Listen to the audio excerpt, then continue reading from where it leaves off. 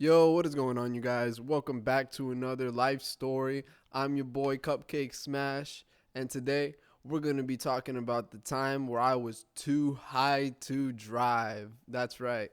Now, before I get on with the life story, let me start by saying one, you shouldn't be driving while high in the first place, and two, I'm not telling you you should be smoking weed, but this is a story that happened, right? So I'm going to tell it how it is. Please don't do what I do. Just sit back and listen to the story, all right? So, with that in mind, let's get right into the video.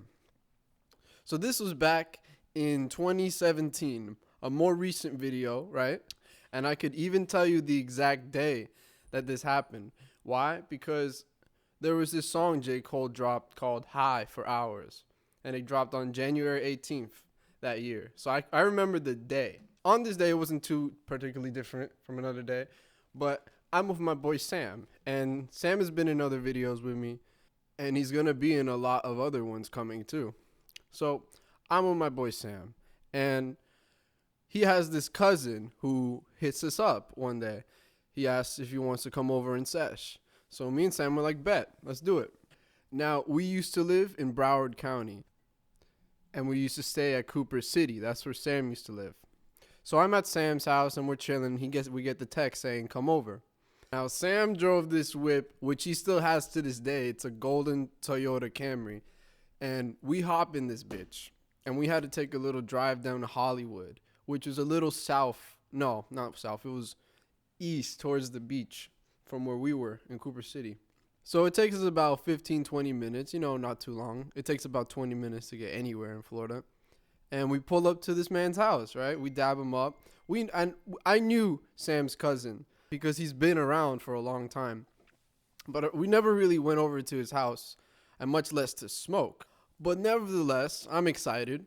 And we pull up to this man's crib. We're in Hollywood. We're about 5 minutes away from Young Circle, which is right next to the beach, is the boardwalk. Anyways, we pull up to the crib, and his cousin is already sitting there. He's already smoking on something. He's already smoking. So I look at Sam, and we know what's going down. We turn off the car, we pull out, and we say hey and start catching up with him.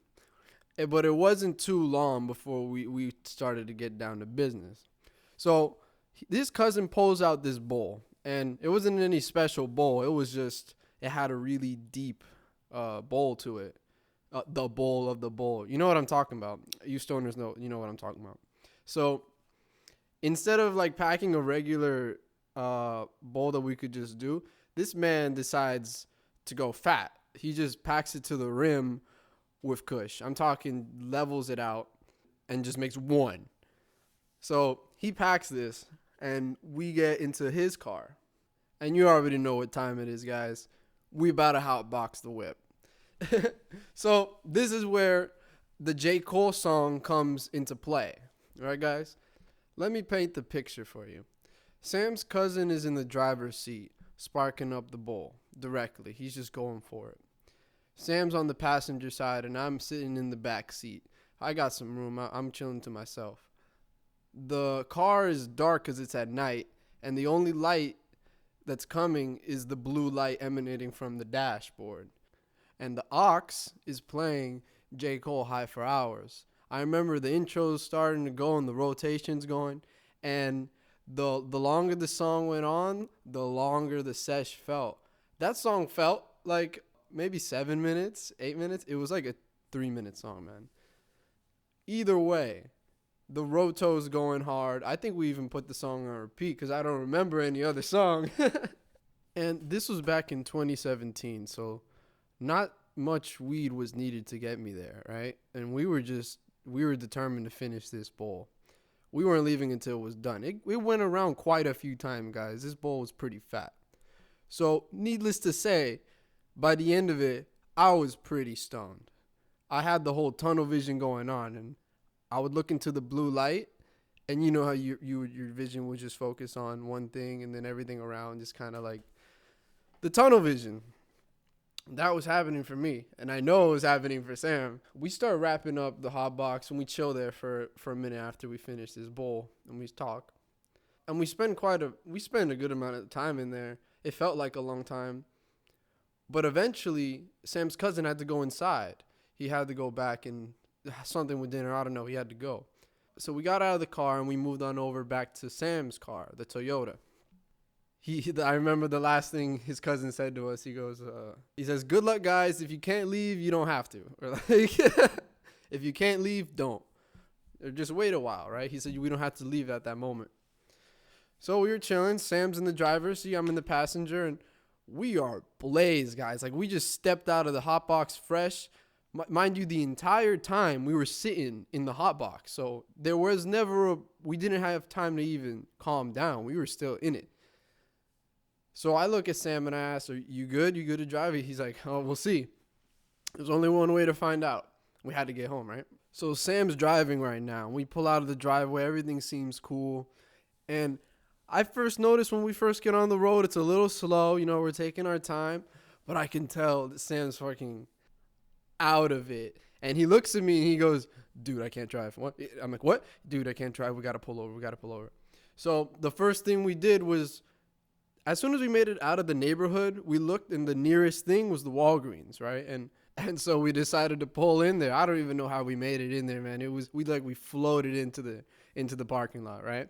So we float on in, me and Sam, and I'm getting creeped out, guys. It's time to switch, okay? There's these guys behind us just chilling, hanging around a pickup truck like no other business but to chill there. And, you know, in our high state of mind, it was kind of freaky. But it's time to switch. So I'm going to see if I can drive, right? So I get in the driver's seat. Sam gets in the passenger. I start the car. I'm trying to think, all right, let's see how it goes. As soon as I pull out, you know how you turn on the car and you pull up to the first stoplight? But the first stop sign, I was feeling a little iffy about it because it felt like we just started up the spaceship. It felt like we were, yeah. We get onto the road and I hit the first traffic light and I'm like, "Dude, I don't know about this." And I would say I made it down the street before I was like, "It's not gonna happen." We did a little U-E and like we had to maneuver our way back.